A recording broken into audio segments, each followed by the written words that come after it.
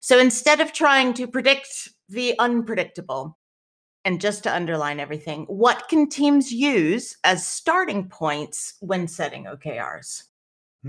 So yeah, I think if you're in one of these funny teams that's not so product focused, I would say look at how you're delivering work today. Look at the way that you're measuring value. Look at what you're bringing to your organization, to your context, and think about what kind of agreements you already have in place, what kind of commitments you've made. There are probably some SLAs and things like that that you're measuring. And then look at how you're doing that. How well are you, not just how well are you meeting those SLAs, those service level agreements, but what techniques are you using? And are there bits where you have a little bit of freedom to do things differently? I think that's probably the most important thing, is to figure out what's in your control and what's out of your control. Because even if you're dealing with things that feel like they're totally out of your control, you always have some control around something. And actually, I heard a funny story once from a guy who was a Navy SEAL and was trying to defuse a bomb or something that was attached to the bottom of an oil rig, and realized that he'd gotten tangled in all of this cabling and stuff underneath the oil rig, and he was totally stuck. And he realized he couldn't move. But then he realized, well, I can still wiggle my toes. Okay, good. I'm going to start with that.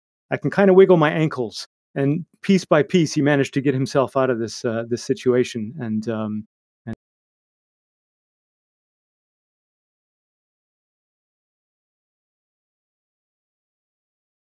do that one again, shorter. No, I quite like that, actually. I was worried for the Navy SEAL. Yeah.